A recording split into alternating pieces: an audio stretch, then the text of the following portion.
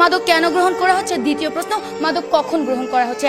প্রত্যয় আমারই বন্ধু, প্রাণ চাঞ্চল্যকর এই ছেলেটি হঠাৎ কেন যেন গোমরা হয়ে যায়। বা পিতামাতার বিবাহ বিচ্ছেদের বিষয়টি সে কোনোভাবে মেনে নিতে না পেরে মাদকাসক্ত হয়েছে। স্পিকার, আমি যখন তাকে জিজ্ঞেস করি তখন সে আমাকে উত্তরে বলে যে সিমিন, আমি যখন ঘুমের ওষুধ খাই না তখন আমার শান্তি লাগে, আমি না সব ভুলে যাই। মা বাবা যতই ঝগড়া করুক না কেন আমার কিছুই আমার কানে যাচ্ছে না। স্পিকার, সে আমাকে সেটিও বলেছে যখন আমি দেয়ালে আঘাত করি তখন দেয়াল দুলে কিন্তু আমার হাত দুলে না। ফিরে আসছি আবারও আমাদের বিরোধী দলের বক্তাদের কাছে। আহ্বান করছি মাননীয় বিরোধী দলীয় উপনেতা মার্জিয়া কবিরকে এই পর্যায়ে তার বক্তব্য প্রদান করার জন্য। 48, 52, 71 আর 90, 21 শতকের প্রেরণা। এখনই সময় হবে হবে নতুন স্বপ্নের সূচনা। আর এই নতুন স্বপ্ন সূচনার অগ্রযাত্রা আজ থেমে গেছে যুব সমাজের অবক্ষয়ের কারণে।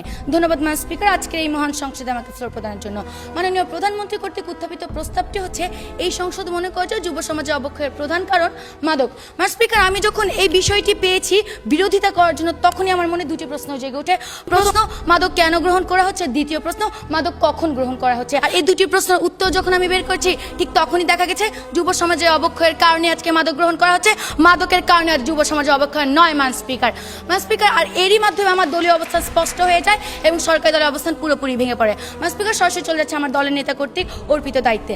আমি আজকে আমার জীবনের বাস্তবধর্মী একটি কাহিনী বলবো। প্রত্যয় আমারই বন্ধু, প্রাণ চাঞ্চল্যকর এই ছেলেটি হঠাৎ কেন যেন গোমরা হয়ে যায়।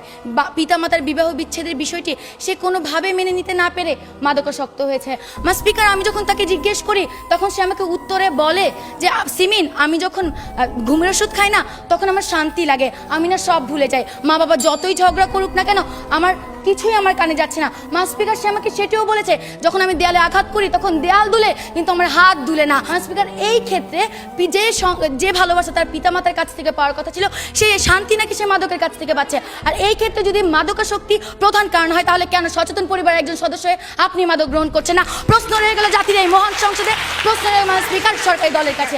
স্পিকার, আজকে লক্ষ্য করুন আমাদের দেশে 24.5% যে ছেলে মেয়ে রয়েছে তারা ইচ্ছার বশে পড়ে মাদক গ্রহণ করছে। এখন তাদের কথা হচ্ছে তারা হচ্ছে এক্সেপশনাল, আর আমরা সকলে জানি exceptional is never be called normal. Speaker, লক্ষ্য করুন আজকে পরিবার থেকে যে মাননীয় বিরোধী দলনেতা একটুখানি যে প্রশ্নটি নিয়ে আপনি আপনার পারিবারিক একজন মানুষের উদাহরণ দিয়ে পুরো বাংলাদেশের সকল যুবকদের উদাহরণ আপনি তুলে ধরতে পারেন না।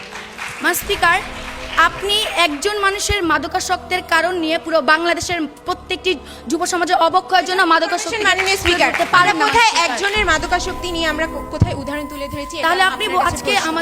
তাহলে আজকে আপনি বলে যাবেন যে আজকে যে অবক্ষয়গুলো ঘটছে সেই অবক্ষয়ের মধ্যে যদি আমরা মাদককে উঠিয়ে দিই যুব সমাজে কি আর কখনো অবক্ষয় ঘটবে না? আর যখন মাদক ছিল না তখন কি যুব সমাজে অবক্ষয় ঘটেনি? আশা করি অবশ্যই উত্তর দিয়ে যাবেন। যখন মাদক ছিল না তখন অবক্ষয়ের মাত্রা এত ছিল না। দিনে দিনে মাদকের সহজলভ্যতা এবং মাদকের পরিমাণ দিন দিন বৃদ্ধি পাচ্ছে। শেষে এখন এই জন্যই আমাদেরকে আমরা সেই ব্যাখ্যায় পরে যাব। মাননীয় সংসদ নেতা আসুন আপনার বক্তব্য প্রদান করুন। স্পিকার, পরিবার a strong family bondage is a precondition for a successful social administration. পরিবার থেকে একটি সন্তান সামাজিক নৈতিক মূল্যবোধ শিখে, কিন্তু আজকে এই সন্তানরা পরিবার থেকে সেই সামাজিক নৈতিক মূল্যবোধ শিক্ষা পাচ্ছে কি? স্পিকার, প্রশ্ন রয়ে গেল সরকারি দলের কাছে। স্পিকার, আজকে ঐশী হচ্ছে বর্তমানে আলোচিত একটি নাম, কিন্তু ঐশীর নৈতিক অবক্ষয় কখন ঘটেছে?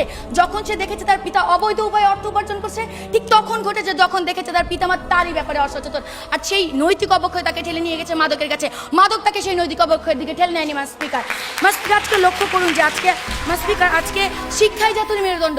আর কতটুকু নৈতিকতার বিসর্জন দিলে আজকে আমাদের বাংলাদেশের সর্বোচ্চ বিদ্যাপীঠ ঢাকা ইউনিভার্সিটির কয়েকটি প্রাঙ্গণ আজ পরিণত হয়েছে গাধা রাস্তায়। স্পিকার, আর কত নৈতিকতার বিসর্জন দিলে আপনারা স্বীকার করবেন যে যুব সমাজের অবক্ষয়ের প্রধান কারণ কখনোই মাদক নয়? স্পিকার, আজকে যখন আমরা আরেকটা প্রশ্ন নেই, শেষ প্রশ্ন। জি, একজন বিবেকবান বিবেক সম্পন্ন মানুষ কি ইচ্ছা করে নিজের সচেতন জ্ঞানে সে কি সমাজের অবক্ষয় ঘটাবে? স্পিকার, প্রশ্নটি খুবই হাস্যকর। আমরা তো আজকে সেটাই বলছি, একটি সচেতন মানুষ কখনো মাদক গ্রহণ করছে না। যখন নৈতিক অবক্ষয় ঘটছে সম্পূর্ণ প্রশ্ন, মানুষের বিবেক কখন লোপ পায়? প্রতিপক্ষ মাদকের কারণে কি মানুষের বিবেক লোপ পাচ্ছে? যখন যে অসচেতন ধর্মীয় শিক্ষা মেনে চলছে না, সুশিক্ষার অভাব হচ্ছে, ঠিক তখনই নৈতিক অবক্ষয় করছে এবং ঠিক তখনই সে মাদক গ্রহণ করছে। আমি আমার বক্তব্য অনেক পরিবারে আজকে লক্ষ্য করুন যে অর্ডার প্লিজ। স্পিকার আর কতটুকু নৈতিকতার বিসর্জন দিলে তারা এটি স্বীকার করবেন যে যুব সমাজে অবক্ষয়ের পিছনে কখনোই মাদক প্রধান কারণ না স্পিকার। স্পিকার লক্ষ্য করুন, আজকে একটি যুবক যখন তার বাবার কষ্টের টাকায় লেখাপড়া করে যখন চাকরি পাচ্ছে না, যখন দারিদ্রতার কারণে তার সকল ইচ্ছাকে আজ কবর দিতে হচ্ছে, ঠিক সেই সময়টায় যে হতাশা, সেই হতাশাকে আপনারা বুঝবেন। সেই হতাশার কারণে আজকে সে বিভিন্ন ধরনের অপরাধ দিকে ঝুঁকে যাচ্ছে মান স্পিকার।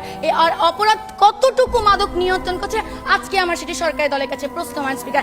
মান স্পিকার লক্ষ্য করুন, আজকে আমরা যে ধর্ম আমাদেরকে শান্তি দিক শিখাবে, ধর্ম শান্তির প্রতীক, কিন্তু আজকে যে ধর্মের নামে আমরা এই যুব সমাজ মৌলবাদ জঙ্গিবাদ ছড়াচ্ছে, সেইটুকুর কারণে যে অবক্ষয় ঘটছে তা কিভাবে মাদক নিয়ন্ত্রণ করবে মান স্পিকার? আর প্রশ্ন রয়ে গেল সরকারি দলের কাছে মান স্পিকার, এগুলোর মাধ্যমে আজকে আপনারা কিভাবে বলছেন যে যুব সমাজে অবক্ষয়ের প্রধান কারণ হচ্ছে মাদক? মান স্পিকার, আজকে আমি বিভিন্ন ধরনের কারণের মাধ্যমে এটি স্পষ্ট করে দিয়ে গেলাম যে যুব সমাজে অবক্ষয়ের প্রধান কারণ কখনোই মাদক নয়। আমার দলের সাংসদের এসে আরো স্পষ্ট কারণ দেখিয়ে যাবেন। মান স্পিকার, আজকে যদি তারা এটি প্রমাণ করতে চাইতো যে যুব সমাজে অবক্ষয়ের প্রধান কারণ, তাহলে তাদের এটিও প্রমাণ করার কথা ছিল যে আমরা যে আমাদের দলের নেতা এবং আমি যে ক্ষেত্রগুলো দেখে গেছি, সেই ক্ষেত্রগুলো যুব সমাজের অবক্ষয়ের পিছনে কখনোই প্রধান কারণ হিসেবে দায়ী নয় মান স্পিকার। কিন্তু তারা সেটি দেখাতে ব্যর্থ হয়েছেন। আশা করি সাংসদ এসে সেটি দেখিয়ে যাবেন। যদি সেটি দেখাতে না পারেন, তাহলে আজকের এই মঞ্চের প্রত্যেকটি মানুষ মানতে বাধ্য, যুব সমাজের অবক্ষয়ের পিছনের প্রধান কারণ কখনোই মাদক নয়। আজকে নৈতিক অবক্ষয়ের কারণে, পারিবারিক অসচেতনতার কারণে অবক্ষয় ঘটছে এবং সেই অবক্ষয় তাকে নিয়ে যাচ্ছে মাদকের দিকে। স্পিকার, আজকে তাদের কথা শুনে মনে হচ্ছে যে তাদেরকে যদি কেউ ইট ছুঁড়ে মারে, তারা তাদের বিপরীতে ফুল ছুঁড়ে মারবে, কিন্তু সেই ফুলের সাথে যে টপটি থাকবে সেটি তারা আজকে অস্বীকার করে যাচ্ছে। স্পিকার, আজকে তারা তিনজন চোখ বন্ধ করে রাখতে পারে, কিন্তু এই 16 কোটি বাঙালির সাথে আপনার চোখটিও খোলা আছে মান স্পিকার। আপনি দেখতে পারবেন যে আসল সত্যিটা কি। তাই আজকে আমরা যুব সমাজের অবক্ষয় রোধ করতে চাই মান স্পিকার। তাই আজকে আপনার কাছে বিনীত আবেদন, এই সংসদে যাতে এই প্রস্তাবটি গৃহীত না হয় এবং যুব সমাজের অবক্ষয় রোধ করতে আপনি আমাদের সাথে এগিয়ে আসেন। ধন্যবাদ মান স্পিকার, ধন্যবাদ সবাইকে। ধন্যবাদ মার্জিয়া কবিরকে।